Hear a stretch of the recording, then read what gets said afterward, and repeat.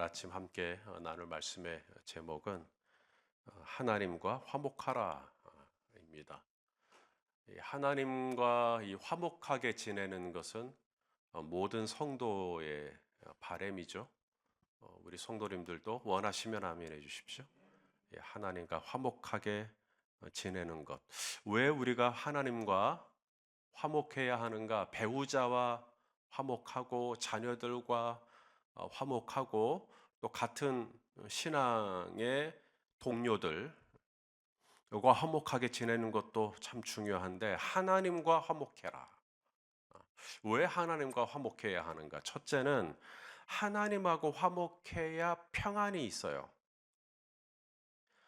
자, 21절 우리 한번 읽어보죠. 21절 시작. 너는 죄송합니다. 제가 넘겨야 하는데 자, 21절 말씀 자, 읽어보죠. 시작. 너는 너는 하나님과 화목하고 화목하고 평안하라. 평안하라. 그리하면 그리하면 복이 복이 내게 내게 임하리라. 임하리라. 자, 하나님하고 화목하고 그다음 뭐예요? 평안하라. 하나님하고 화목하면 평안해진다. 복이 내게 임한다 그랬는데 어떤 복이냐면 평안의 복을 이야기하는 거거든요. 하나님하고 화목하면 평안이 온다. 편안이 아닙니다. 편안하고 평안하고 아까 우리가 주 날개 및 내가 편안히 쉬네요. 평안히 쉬네요. 이제 헷갈리죠. 예.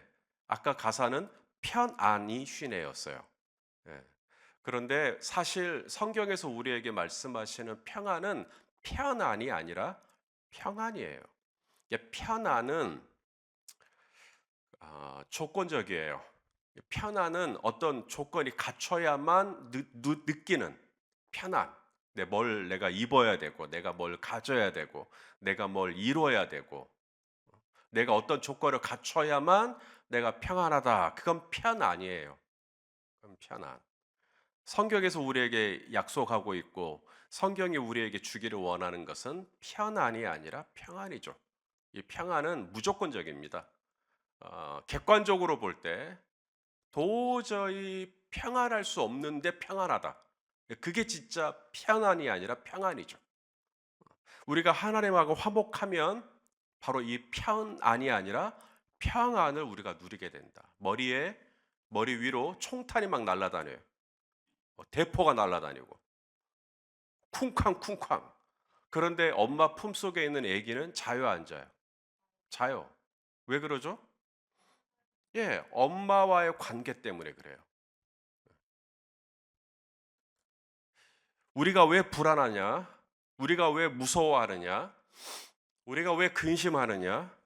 우리가 다른 사람보다 내가 덜 가졌기 때문에, 내가 다른 사람과 비교해서 뭔가 열등하기 때문에 불안한 게 아닙니다.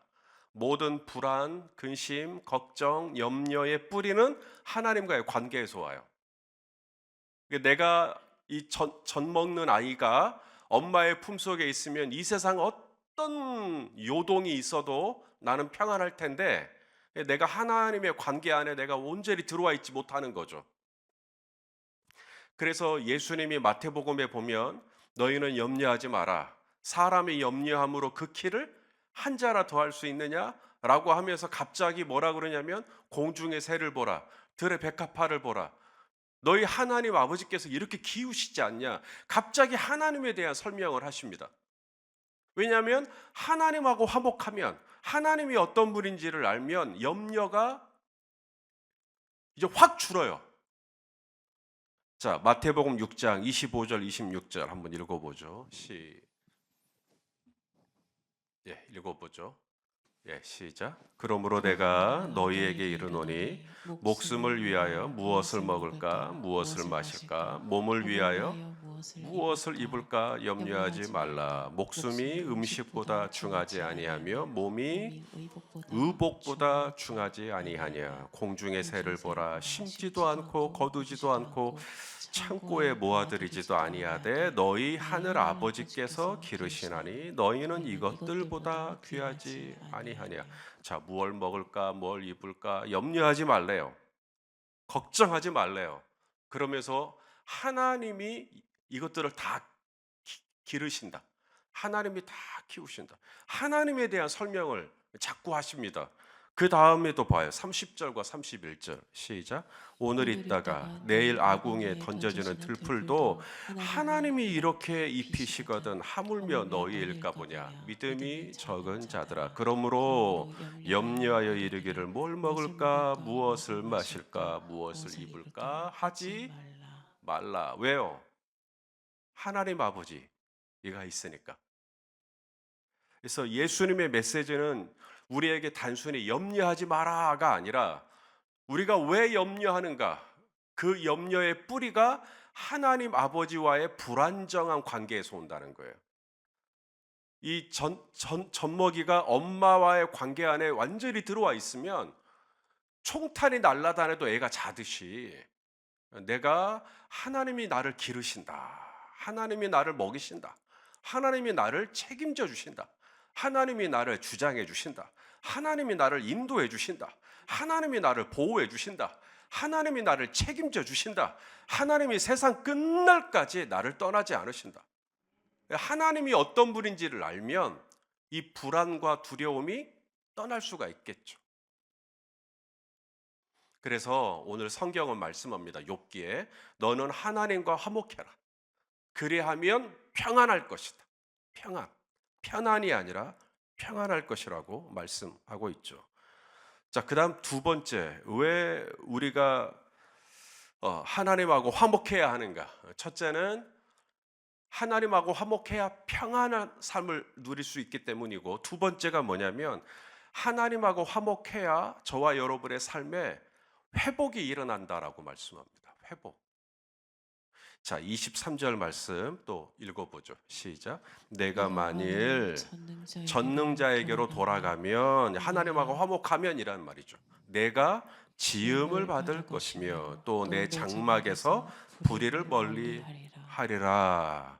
자, 우리가 전능자에게로 돌아간다. 하나님하고 관계가 다시 화목하게 된 거예요. 그렇게 되면 내가 지음을 받을 것이요. 이게 우리말 번역으로 되게 어려워요. 지음을 받는다. 나는 이미 지음을 받은 거 아닌가? 이런 생각이 들기 때문에. 그런데 이게 바냐라고 하는 히브리어인데 이것은 restoration, 회복을 이야기하는 겁니다. 내가 하나님하고 화목하면, 내가 하나님하고 관계가 화목하게 되면 내 안에 무너졌던 것들, 내가 많이 잃어버렸던 것들, 내가 놓쳐버렸던 것들, 내가 힘들어했던 것들, 내가 아파했던 것들, 내가 상실했던 것들을 다시 회복할 수 있도록 해주신다.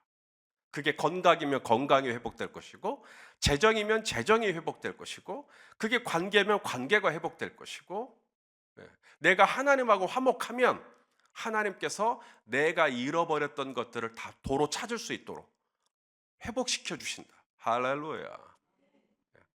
자, 하나가 더 있어요. 내가 하나님하고 왜 화목해야 하는가? 평안해야 되기 때문에. 우리 다 평안한 삶을 원하잖아요. 그 다음 두 번째, 회복이 있어요. 회복이. 그래서 우리는 하나님하고 화목해야 돼요. 자, 세 번째가 뭐냐면 기도가 막히지 않아요.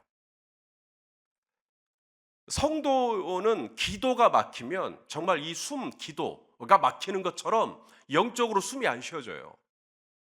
근데 하나님하고 화목하면 이 기도가 뚫려요. 기도가 딱 열려요.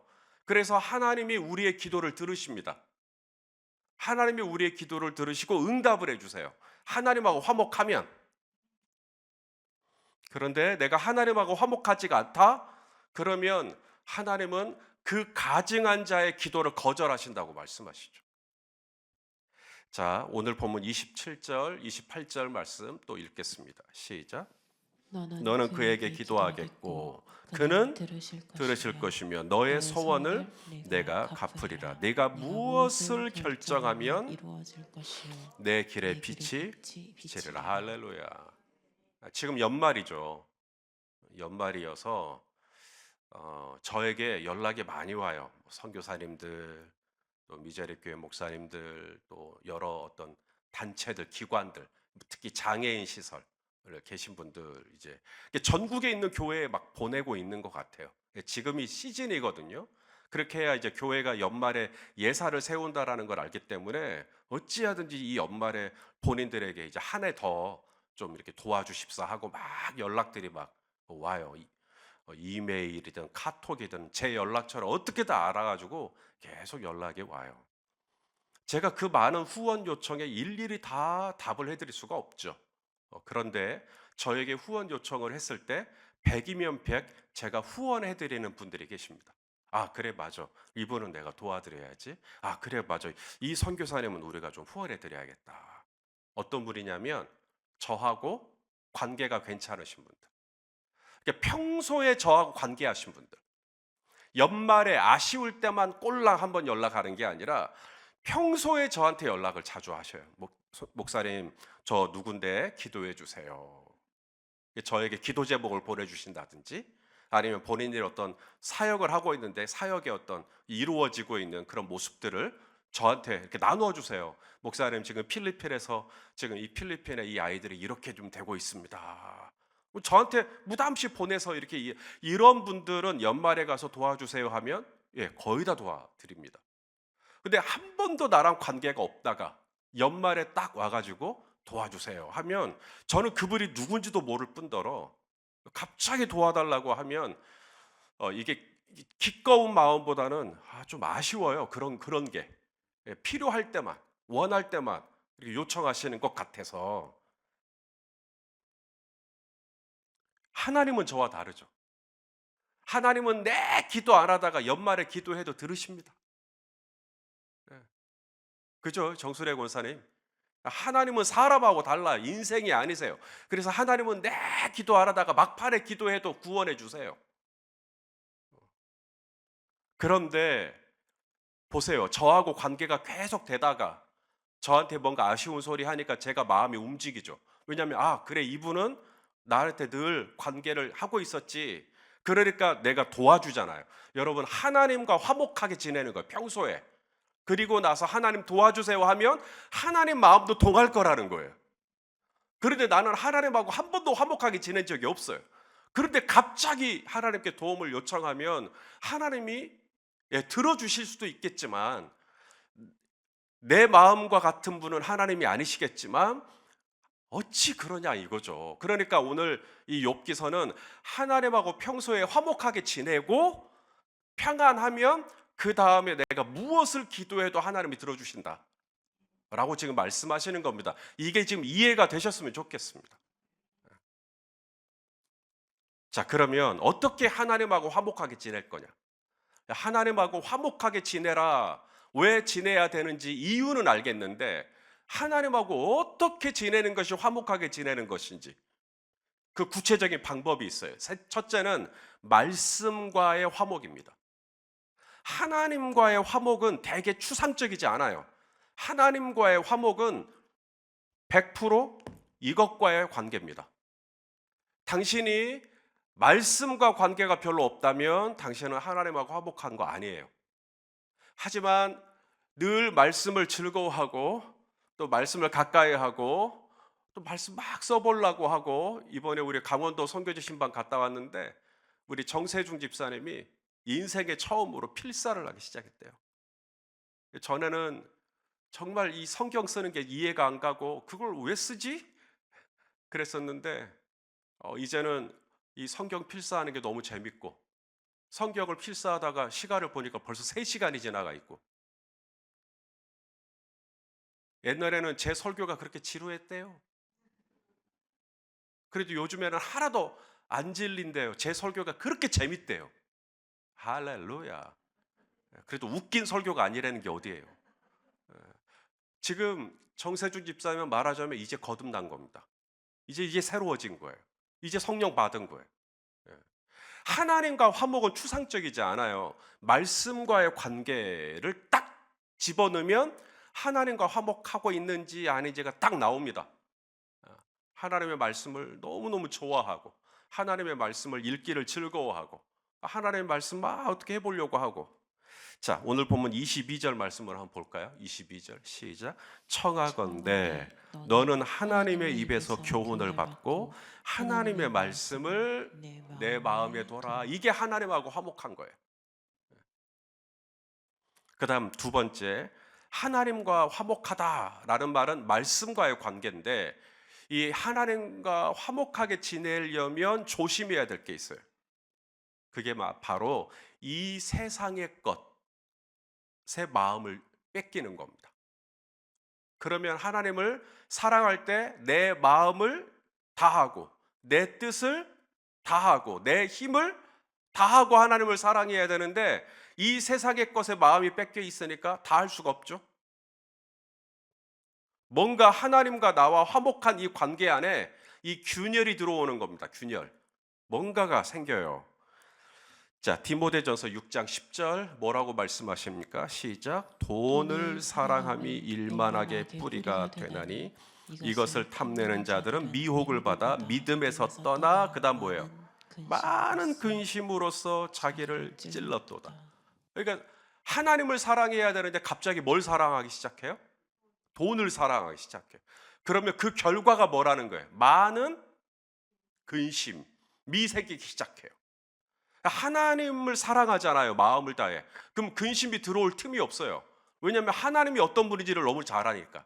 하나님이 나를 먹이시고 입히시고 재우실 걸 내가 아니까 근심이 들어올 틈이 없는데, 내가 갑자기 이제 하나님을 사랑하는 게 아니라 어떤 다른 것들을 막 사랑하기 시작하니까 내 안에 근심이 바로 들어와서 나를 찌른다. 기도하려고 하면 막 찔러요. 막 근심이 막 되니까. 오늘 본문도 마찬가지입니다. 오늘 본문에서도 24절, 25절 이렇게 말씀하시죠. 시작. 내 보화를 티끌로 여기고 오빌의 금을 계곡의 돌로 여겨라. 그리하면 네 전능자가 내 보화가 되시며 내게 고귀한 은이 되시리니. 할렐루야.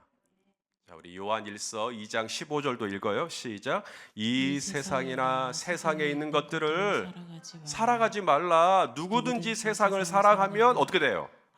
아버지의 사랑이 그 안에 있지 아니하니. 여러분, 저한테 방법을 좀 가르쳐 주시겠어요? 하나님을 사랑하는 것과 세상을 사랑하는 걸 동시에 할 수 있는 방법이요. 한꺼번에 두 여인을 사랑할 수 있는 방법을 저에게 가르쳐 주시겠어요? 사랑은 단수예요. 진정한 사랑은 단수입니다. 절대로 복수하면서 사랑할 수가 없어요. 마태복음 6장 24절 예수님의 말씀이죠.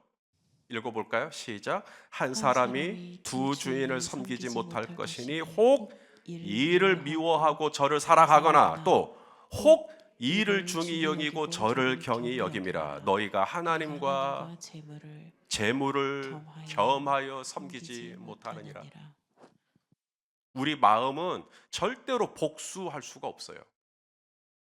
이슬람 쪽에 있는 남자분들은 아내분이 뭐 여러 명이라 그러잖아요. 자기가 가지고 있는 재산과 어떤 사회적인 뭐 위치와 뭐 이런 것들이 좀 높으면 높을수록 아내를 많이 거느릴 수 있는 거죠. 아내가 많은 게 이 신랑의 면류관이 되는 겁니다.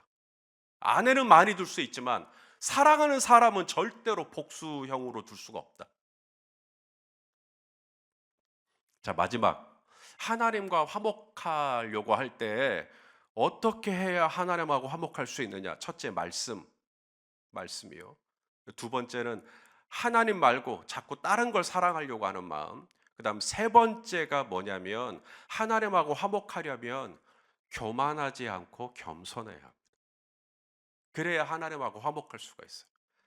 겸손히 내 하나님과 함께 동행하는 것이 아니냐라는 말씀이 있죠. 우리 29절 30절 오늘 본문입니다. 29절 30절 시작. 사람들이 너를 낮추거든 너는 교만했노라고 말하라. 하나님은 겸손한 자를 구원하시리라. 죄 없는 자가 아니라도 건지시리니 네 손이 깨끗함으로 말미암아 건지심을 받으리라. 자, 사람들이 너를 낮추거든 교만했노라 라고 말해라. 이게 겸손이 뭐냐면 내가 죄인이다 라는 걸 늘 인식하는 거예요. 우리가 왜 혈기를 부리나? 우리가 왜 욱하는가? 우리가 왜 화를 내는가? 내가 의로운 줄 알기 때문에 그래요. 사람이 돈이 많다고 다 교만한 거 아닙니다. 많이 배웠다고 교만한 것도 아니에요. 내 눈에 있는 들보를 보지 못하고 형제의 눈에 있는 티만 보기 시작하면 그때부터 우리는 뭐만 하면 욱 하게 돼요. 계속. 왜냐면 티가 보이니까. 나는 들보가 안 보이니까. 내가 얼마나 추잡한 죄인인데, 내가 얼마나 문제한데.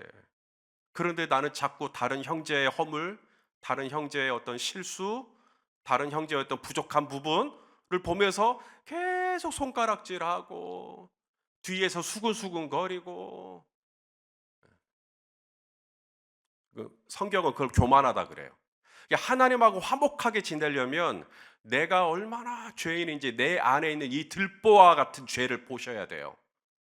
오호라 나는 곤고한 사람이로다. 이 사망의 몸에서 누가 나를 건져내랴가 돼야 겸손해져요. 사도 바울이 어떻게 겸손하죠? 내가 지극히 작은 성도보다 더 작은 나다. 내가 모든 죄인들의 괴수다. 자기를 낮추죠. 하나님하고 화목하구나. 하나님하고 화목하게 지내려면 저는 오늘도 이 예배를 인도하기 위해 저 자리에 앉아서 계속 탄식해요. 하나님, 저 죄인이잖아요. 저는 이 귀한 단에 설 자격 없잖아요. 저에게 이런 보배로운 말씀을 주셨는데 저는 전할 자격 없잖아요. 그걸 계속 탄식해요. 그러면 주님이 저를 긍휼히 여겨주세요. 그러면 저는 그거 갖고 쓰는 거예요. 그거 가지고 하루하루 감당하는 거예요. 그게 겸손이에요. 교만은 내가 얼마나 허물 많은 죄인인지를 놓쳐버리고 살아요. 내가 얼마나 교만한지를 어떻게 알 수 있느냐? 내가 화를 내고 있는지, 내가 화가 나는지 안 나는지를 보면 돼요. 내가 아직도 화가 나고 있다? 나 아직도 교만한 거예요. 근데 내가 겸손해지잖아요. 아무리 옆에서 꼬집어도 화 안 나요. 왜냐하면 내가 얼마나 죄인인지를 아는데.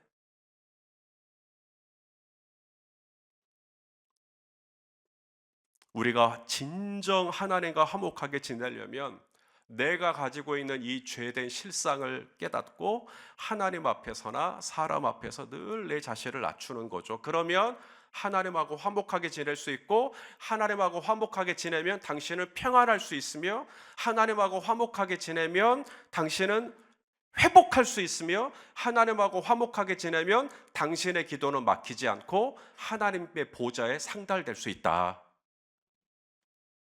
이 모든 설교를 누가 했는가? 욥이 한 게 아니라 엘리바스가 합니다. 엘리바스. 지금 우리가 읽은 본문은 엘리바스의 설교의 본문이에요.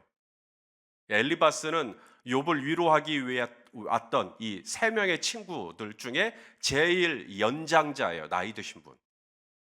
대만 사람 엘리바스. 여러분, 나이가 들었다, 연장자다. 그러므로 누구나 아무 때나 설교할 수 있는 특권이 주어지는 건 아니죠. 엘리바스는 계속해서 욥의 태도, 욥이 지금 자신은 죄가 없다라는 거잖아요. 이 욥의 태도가 마음에 안 든 거예요. 엘리바스는. 그러니까 욥으로 하여금 사람들이 너를 낮출 때 네가 교만했다고 말해라. 네가 죄인이라고 고백해라. 그래야 네가 하나님하고 화목하게 지낼 수 있다. 지금 이 설교를 하고 있는 겁니다. 그런데 이 설교가 과연 욥에게 가 닿았을까? 이 설교가 과연 욥에게 회개를 일으켰을까? 과연 이 설교가 욥의 마음을 치유하고 위로를 해줬을까? No way. 이제 내일 우리가 이제 엘리바스의 이런 장문의 설교에 대한 욥의 피드백이 나오겠지만, 아니요. 이 엘리바스의 이 설교를 보세요. 얼마나 좋아요. 방금 제가 하나님과 화목하라 가지고 지금 설교를 했잖아요. 왜 우리가 하나님하고 화목해야 되는지, 평안해야 되니까 회복해야 되니까, 기도가 막히면 안 되니까, 그럼 어떻게 하나님하고 화목해야 되는지 말씀을 가까이 하라. 이 세상의 것에 마음을 두지 마라. 하나님 앞에 늘 겸손하고 자신을 낮춰라. 그러면 하나님과 화목. 지금 너무나 깔끔한 설교잖아요. 이 자체로만 보면 흠이 없는 설교예요. 그런데 이 귀한 설교가, 이 아름다운 설교가 욥에게는 아무런 변화를 일으키지 못합니다. 왜요? 엘리바스의 설교의 내용이나 뭐 설교의 분량이나 설교를 전달하는 스킬이나 이런 게 문제가 있어서가 아니라, 엘리바스가 이 설교를 하는 동기가 욥을 향한 긍휼히 여기는 마음이 아니라 욥을 판단하고 정죄하는 마음이 동기예요. 욥 이 녀석 봐라, 얘 굉장히 교만하네. 욥이 정신 못 차리고 있네. 내가 욥을 좀 혼내야 되겠네.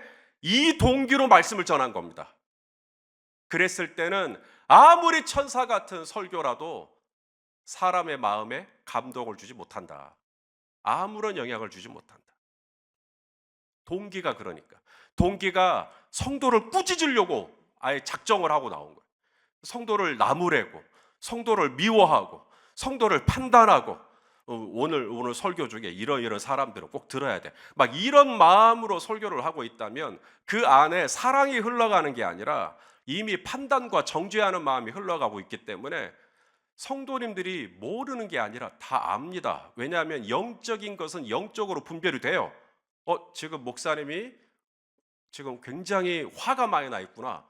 그 화나는 마음으로 지금 말씀을 전하고 있는 거구나. 이게 딱 감지가 됩니다. 그 순간 마음을 딱 닫아버리죠. 절대 안 들어요. 우리 애들 앞에 자, 지금부터 5분 동안 내가 잔소리 할 거야. 그러면 애들은 귀 막아버립니다. 잔소리 할 거라는 걸 뻔히 아는데. 성경은 이렇게 말씀합니다. 자, 고린도전서 13장 1절 시작. 내가 사람의 방언과 천사의 말을 할지라도 그 안에 뭐가요? 사랑이 없으면 소리 나는 구리요. 얼마나 소음이 심해요. 소리 나는 구리, 울리는 꽹과리, 시끄러워요. 이게 목사님 설교가 시끄럽게 들려요. 왜요? 내 안에 사랑이 없으니까. 제 안에 성도들을 향한 애정이 없으니까. 제 안에 오직 꼬라지만 나 있는 거예요. 설교를 하는 내내. 너 정신 못 차린다, 욥. 너 하나님하고 화목해야 돼. 너 하나님 앞에 네 자신을 낮춰야 돼. 막 이런 마음으로 지금 설교를 하고 있으니 욥이 그 말씀을 듣고 욥이 어떻게 변해요? 설교에서 가장 중요한 것은 설교의 내용과 전달이 아니라 설교자의 하트입니다. 이건 예민하게 영적으로 아는 거예요. 세상이 오늘날 교회에 기대하는 건 또 한편의 설교가 아닌 것 같습니다. 세상이 교회에게 요구하는 건 우리에게 설교 좀 해주시오? 이게 아니에요. 세상이 교회에 요구하는 건 우리를 이해해 주시오. 우리를 이해해 주고 우리를 좀 품어 주시오. 우리를 긍휼히 여겨주고 우리를 사랑해 주시오. 어쩌면 이 땅에 이 교회에게 세상이 바라는 건 그게 아닐까. 오늘도 내가 무슨 좋은 말을 해갖고 이 아들을 바꿀 거냐, 내가 무슨 좋은 말을 해갖고 내 딸을 바꿀 거냐, 이게 아니라 그 영혼을 불쌍히 여기고 그 영혼을 사랑하는 마음으로 그 영혼에게 한마디를 하더라도, 서툴게 표현하더라도 정말 그 영혼을 위하는 마음으로 전달하면 그걸로 충분하다. 오늘 설교가 너무 길어져서 죄송해요. 오늘도 이 영혼을 사랑하는 마음으로 이 하루를 살아낼 수 있기를 주님의 이름으로 축원합니다. 기도하겠습니다. 하나님 아버지, 엘리바스가 너는 하나님과 화목하라, 너무 좋은 설교를 하는데 이 설교가 단 한 명의 심령도 변화시키지 못합니다. 오 하나님, 우리가 천사와 같은 말을 할지라도 사랑이 없으면 소리나는 구리밖에 되지 못합니다. 울리는 꽹과리밖에 되지 못합니다. 주여, 소리나는 구리로서는, 울리는 꽹과리로서는 우리가 이 세상을 변화시킬 수가 없겠습니다. 아버지, 우리 성도님들의 입에 권세를 주시고 은혜를 더하셔서 영혼을 사랑하는 마음, 정말 영혼을 불쌍히 여기는 마음으로 오늘 말 한마디를 하더라도 정말 주님의 마음을 흘려보낼 수 있도록 하나님, 우리 성도님들을 붙잡아 주시고 인도하여 주시옵소서. 예수님의 이름으로 기도하옵나이다. 아멘.